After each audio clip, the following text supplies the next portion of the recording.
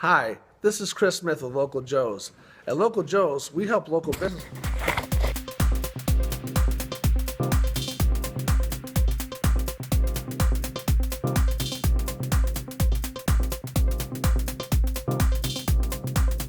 Hi, this is Chris Smith with Local Joe's.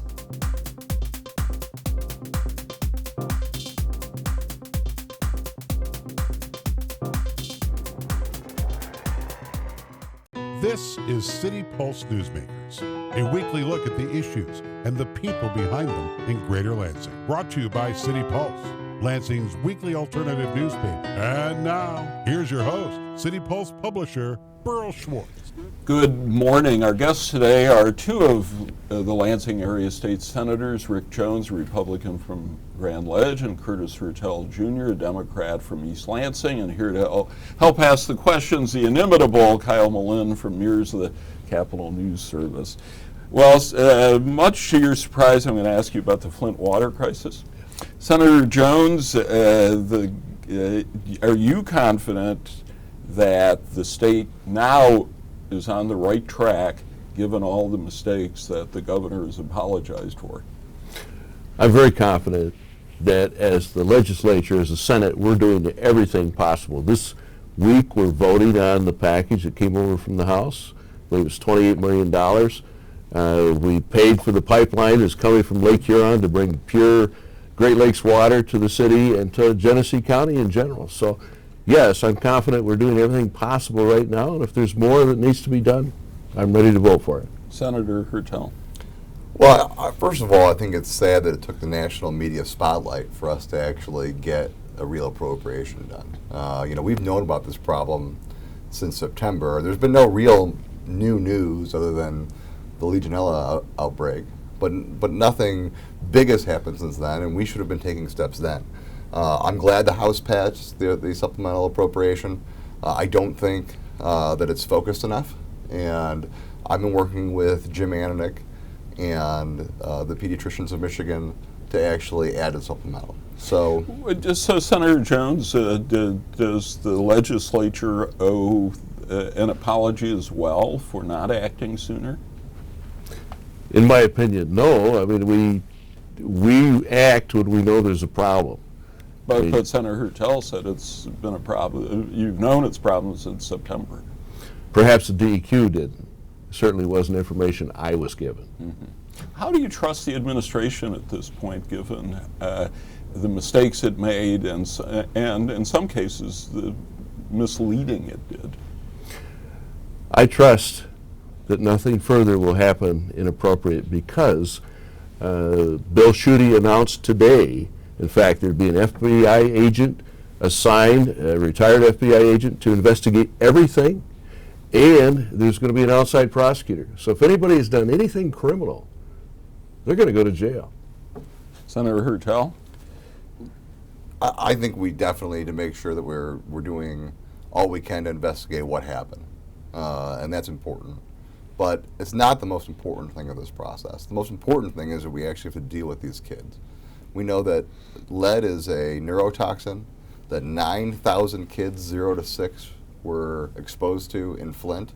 That's 9,000 kids that, because of that, will be less likely to succeed in life. That's what all the experts say in terms of lead. And we need to do everything possible to make sure that we're making that up to them and that we're actually investing in them.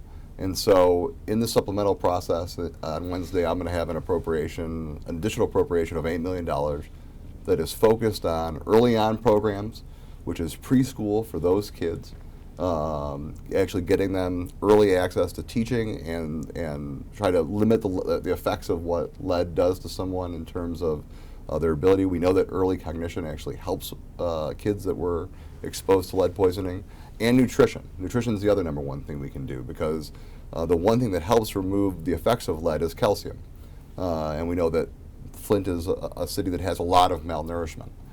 So if we can actually invest in those 0 to 6-year-olds, maybe we can actually make up for some of the damage the state has done. But we should have been doing this months ago. The governor has said it to everybody that we knew about this in September. In October, we voted to actually go back to the Detroit pipeline and provide legislative help with that. So we've known the actual lead poisoning was going on since October. For some reason, in this lame duck, or end of year session, we were focused on election bills to make getting Republicans elected to the Senate and the House easier, instead of actually focusing on this giant problem sitting in front of us. And it didn't seem like we were focusing on these kids or what was actually going on in Flint until the national media spotlight hit us. And it was on the Rachel Maddow show. Up until then, there are no new facts since September and October, and we're not doing anything for those kids till now. Yeah, and before Kyle asks you some questions, were there Democrats such as yourself saying, Flint, let's get Flint Absolutely. fixed? I think Jim Ananick has been standing up and trying to get something done this entire time. Yeah, but were And I'm sure Democrats as paying well. attention to it as Absolutely, well? yeah. I think absolutely. And I think what you're going to see in this supplemental is an actual investment in the kids. And we're not asking for, we could ask for $50 million or some crazy amount. We're asking for an additional $8 million because we think that it's reasonable and it can be targeted and actually accomplish something with these kids. You look at the actual governor's proposal, and it's fine. I'm glad it's there. I don't want to, in any way, shape, or form, say that I don't respect what the governor's doing. But I don't think it's focused enough on those kids, those 0 to 6 kids, those 9,000 kids that we will never know how much exposure they actually end up having. Why weren't Republican colleagues listening to their Democratic friends? As far as what? As far as what just Senator Hertel just said, I mean, the representative from Flint was raising the issue, and Senator Hertel said other Democrats were raising the issue. the senator from Flint never came to me and said, Rick, there's a problem. Here's the evidence. Let's work on this together. The DEQ never came to me. The governor never came to me and said, we need to fix this. Had they, I would have been happy to work with them in a bipartisan fashion. But it's time to stop pointing fingers at people and find real solutions. I mean, Kwame Kirkpatrick from his prison cell today said, well, Governor Granholm knew there was a problem back in 2004, and you should have stayed on the Detroit water system. So I want to get point back. fingers all day. I want to get back to this. I want to give Kyle some time, though. All right. Well, thanks, Pearl. So, Senator Hertel, the $8 million that you're speaking about here, what is that money? Where did that figure come from? We worked with the Michigan Academy of Pediatrics and the Michigan Family Physicians on trying to find what the most effective ways to actually invest in these kids would be and what would actually make the difference. And I agree with Rick. The first thing I said was that we've spent a lot of time talking about whose fault this is. I'm not interested in blame. What I'm interested in is actually investing in these actual kids. And I'm going to give my colleagues on the Appropriations Committee and the full Senate the chance to actually vote for it. It's $8 to $10 million. It's focused directly on those kids that were affected. So is this medicine, or is No, this no, no. like No, food, or there's what no is medicine that's going to solve lead. Okay, so is this like calcium supplements or what? It's focused on two things. One of it's early education. We know that you have to have early intervention with kids that are exposed to lead. Okay. A child that is exposed to lead at the levels that we're talking about, between 0 and 6, is in the middle of their neurological development. Early on programs that actually go into quick intervention and education for them are much more successful because you can't just get lead out of a body. The lead that's in their bodies in their bones now. It's not actually going to be affecting their brain any longer. But the problem is you have to actually get to them right away. The other problem is that the way that lead affects the body, it actually inhibits the ability to take in calcium, and you get proper nutrition actually helps that as well. So it's actually investments in WIC, expanding WIC out a little bit, expanding the ability to have access to nutritious foods through WIC, a little bit of investment in mobile food pantries, because we have a large problem with grocery stores not being in Flint, and you have kids where the only meal they're actually getting is at school. So the idea that we can actually invest in that as well. So in my opinion, we need to make sure that we're taking care of those kids. We need to be focused on, laser pointed on the kids that actually were in their most important neurological development time that were poisoned during this crisis. Senator Jones, what do you think about supporting something like this? Because obviously the danger is that here's $8 million here, here's $10 million there, here's 15, 20, 30 later down the pike. How do you keep track of it all? Well, as one of the founding members of Fight Crime, Invest in Kids, I've always supported early childhood education. And I'll have to see the amendment when it hits the floor before I vote for it. But from what I've heard, it sounds good. Okay. What do you think your Republican colleagues are going to think about this? Because typically on these appropriation things, Democrats don't usually get their amendments onto appropriation bills. If it's specific to early childhood education, things like that, I think it's something that we could sell. And will this be a first request, or do you think that there's more that's going to have to be done after? I mean, think this is $8 million, but I think you'll have less future requests if you actually make some good investments now. So, in my opinion, this is a good way of actually creating a budget line that will actually help with early intervention, that will help solve some of the long-term problems. And I'm not the only person who feels this way. We work directly, again, with Michigan's Children, the Michigan Association of Pediatrics, and Michigan's Family Physicians to put this together. I think that it's time for, the legislature passed what the governor asked for, and I'm happy for that. But I think it's important that we also put our own mark on this and find the right solution. And I think, I know what you're saying about the partisan problems. I've had an amendment accepted on the budget. okay, well, good. So I think it's possible. You've had to some get rejected, though, too, I think. I'm sure I've had some rejected, but I've gotten one passed before. Okay. And I think I have a good relationship with my friends on the other side of the aisle, and we're not treating this like a political game. We could have made this a $30 million appropriation, and everyone who voted no on the Republican side, every vote. I don't want this to be it. I want to actually get this done. So we're sitting down with the chairman tomorrow on this before committee. I'm going to send it to every committee member beforehand. I want them to have the information. I want to have it vetted beforehand, because I think it's important that this gets done. So this is not about politics. This is about the actual kids that have been affected by the poisoning in Flint's water. Do you think the Obama administration, Senator Jones, has gotten enough criticism for the EPA letting this slide for as long as they did? Again, I'm not here to point fingers at the EPA or the DEQ. I'll let the Attorney General's special appointed investigator and prosecutor do their job. If there's somebody that's done something criminal, I want to see him go to prison. But it's time to fix the problem. It's time to look way beyond this problem. He mentioned we had lead in a school in East Lansing. I'm aware of another local school that had lead problems where they had to rip out the drinking fountains. This week I'm introducing legislation that every school will be checked in the state. And anytime we switch public drinking water to a new system, it will be checked. Also appointing a task force to say what it should be checked for. So if we all work together, we can make a better Michigan. Flint is not the only place that has a lead problem. Do you see the legislature moving forward on any type of investigation, like a special committee or something, to look into this any further? Is that anything you would support?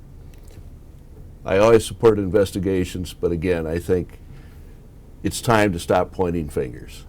You were kind of nodding your head there, Senator Till. Well, we put a resolution that was unfortunately referred to government operations, which is usually the committee things go to die, but Right. I guess I have some hope in this one, that would call for an actual Senate investigation with subpoena power to actually look into this. And while I agree that pointing fingers is not a solution, we do at some point need to know how this happens so it never happens again. And I appreciate that you're dropping that legislation, and I'm sure I'll support it. But we need to make sure that at some point we know exactly how this happened, exactly when people knew, and exactly why actions weren't taken. I mean, this is why people get frustrated with government. They feel like we don't care about them. So I think the Senate has a responsibility to actually investigate how this happened. And I think that you will eventually see on our side an attempt to get that resolution taken up. Because I think it's important that we at least use the powers we have in the Senate. I think the Senate used to be a better check on the executive branch. We used to do reviews of all the governor's appointments. We don't really do that much anymore. We did a couple this year, but haven't been doing that like we used to. We've really kind of let the executive branch have a lot of power without many checks or balances from the Senate. We need to change that. We need to actually serve our proper role. And I think one of the ways we can serve our proper role is in investigating this, and we have the ability to have subpoena power. So let's go in, let's ask the right questions, and let's find out what happened in Flint. Do you have any problem with the Senate investigation? I have no problem at all. If everybody wants to do that, it's fine with me. I have no objection to further investigation. But again, The investigation's being done by an outside source. Let them decide who's guilty. Let's move on. Let's fix the problem. That's what the people sent me there to do, fix problems. Yeah, I agree, Senator. My only point back to you is that the investigation being done under the Attorney General is a criminal investigation. And there are lots of things that can happen that are problems in government and mistakes in government that aren't necessarily criminal. So I think that we need to figure out how this happened, and I don't think that the Attorney General can be the only one looking into this. I think some people in Lansing, I'm not accusing you of this, but some people in Lansing want to make this into a political football. How many points can I make today? Let's bring in Jesse Jackson and inflame it even more. That's what happened state of the state. It's time to stop that, and let's fix the problems of the state. Well, I know you would never make anything into a political football like a crash on the lawn, but isn't there a difference here between fixing the immediate problem? Who disagrees with that? It needs to be fixed, but isn't there a long-term problem that led to the immediate problem, the failure of government? Maybe not just the state, but... And I think that's the way we fix it, is with legislation. It says anytime water is changed to a different source, it's going to be checked. And we're going to have a task force tell us exactly what to check for.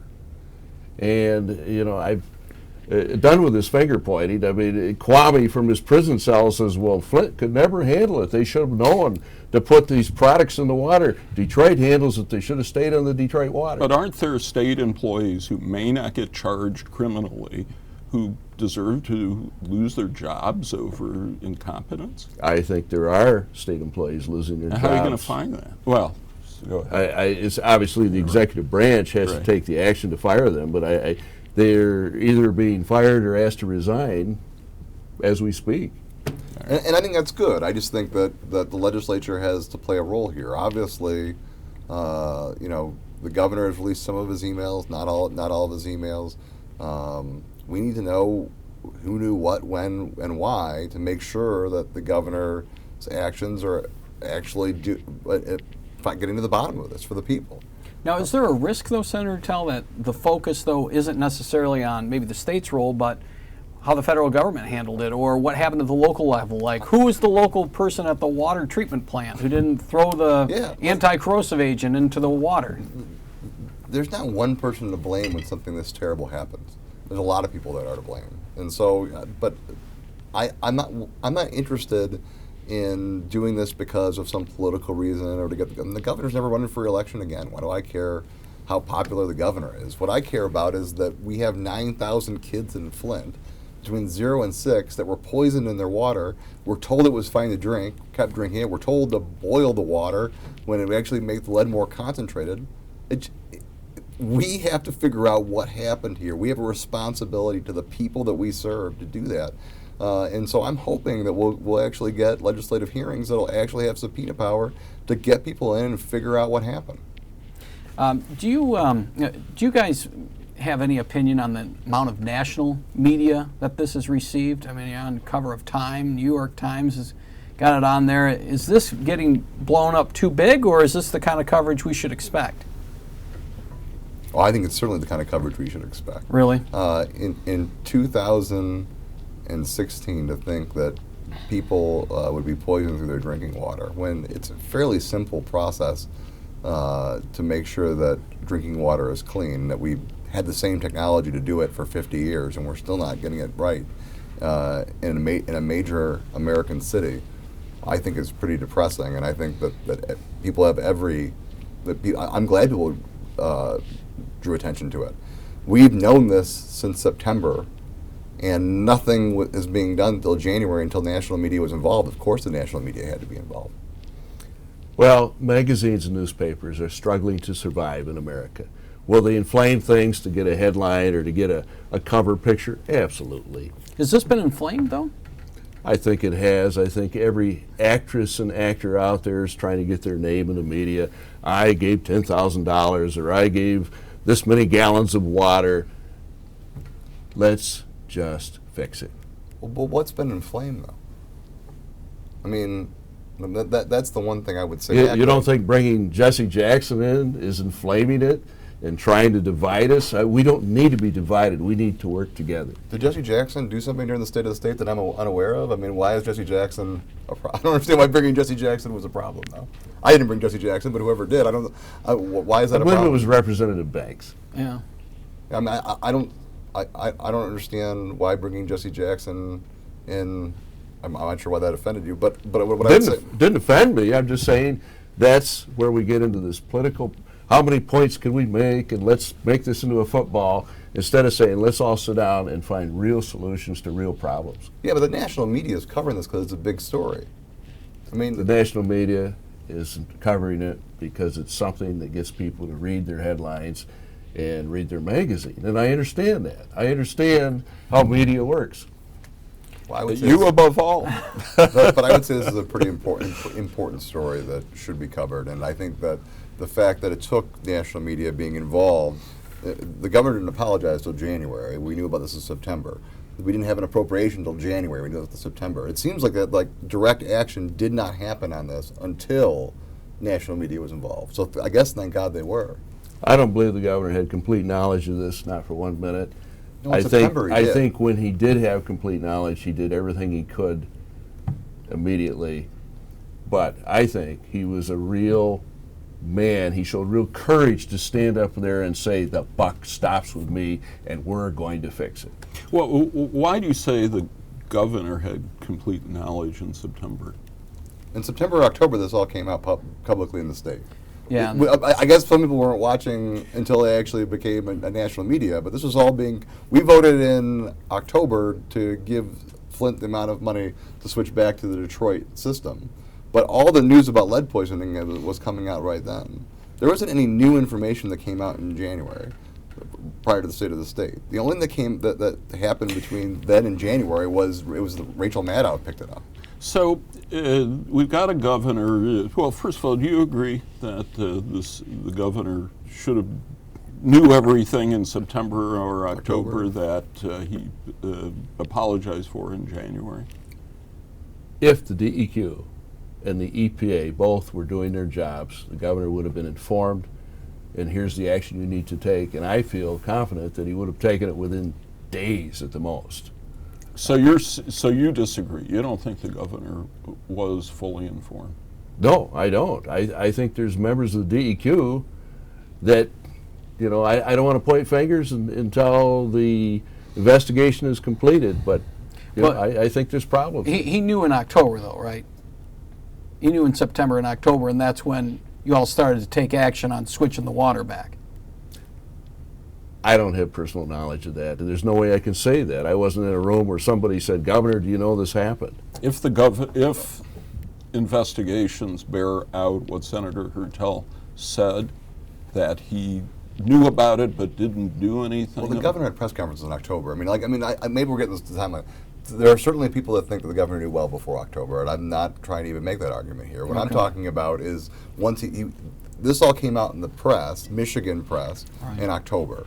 The governor had press conferences in October. It's not debatable that the governor didn't know what was going on in October because the legislature voted to switch over because of all this was going on in October. So what's the argument? He didn't make an apology till January? No, I'm talking about the appropriations. These kids need quick intervention. They have been poisoned with lead. The early intervention is the most important thing, and we're just letting time go by. That's all I'm saying, and that we should have actually had this supplemental appropriation earlier. That's the only point I'm making, is that we should have been making these investments earlier. I'm not trying to say that the governor tried to cover anything up since October at all. In fact, I think he was very open about the problem in October. I just think it took the national media spotlight to get this much attention on it. Okay. Can we? I wanted to switch on to the Detroit Public Schools debate. That's another thing that's going to be in front of you guys. Do you like this idea that Senator Hansen has come out with of separating the Detroit Public Schools into a new entity where the kids and the teachers will be in a new school district and leaving the old district just to manage debt? That's kind of the first stage in this DPS issue. Well, it's certainly a possible solution. We've got to do something. If we don't, in April, when they go bankrupt, the taxpayers are on the hook full faith and credit for those bonds is from the state of Michigan. So that means every taxpayer's on the hook. If they go bankrupt, I've been told we got to come up with $1.5 billion almost immediately, and we still have to find a place to put 47,000 kids into school. So we've got to fix it. And this is another place where I'd like to see some bipartisan work. So far, I haven't seen that. And why is that, Senator? Well, I think you have seen bipartisan work. I mean, I think You guys didn't support Senator Hansen's bill, though. Not as it was actually introduced, but Senator Hansen's been meeting with our Detroit delegation. We've put out what our actual priorities are. I think I'm told they're going to need quite a few of our votes to get it done, and I think that it's an important issue that we need to solve. So I disagree that there isn't bipartisan discussions going on. If we have to drop a bill and sign on, or it doesn't get done, I don't think that's really the reality of the situation. I think that it's good. I think it's Senator Hansen dropped his first version of the bill. I'm sure there'll be other versions, and I think we've provided Senator Hansen with what input would be needed for us to vote for it. All right, and so the big sticking point will probably be the money end of this thing. Is the state going to kick in $70 million or 72 or 75 or whatever for the next 10 years? Senator Jones, it sounds like you'd be interested in doing it because it's pay now or pay a lot more later. Well, it's pay this much per year, or you're going to pay a lot more right now. Right, right, and you're okay with that too, right? To a point. I mean, I think I would prefer the money didn't come from the school aid fund and from the rest of the kids in the state. I think it should come out of our general fund, or some other source of money. There's a bill that was introduced to use tobacco tax revenue. That would be fine with me as well. How about taking money from the lottery, the money that Detroit kicks into the lottery, and using that? Well, that would be taking money out of the school aid fund, unless you're using a portion of the lottery that doesn't go to the school aid fund. No, but it all goes to the school aid fund. Well, that's my point, though. That's the problem. Is that yes, that's a different way of saying take it out of the school aid fund.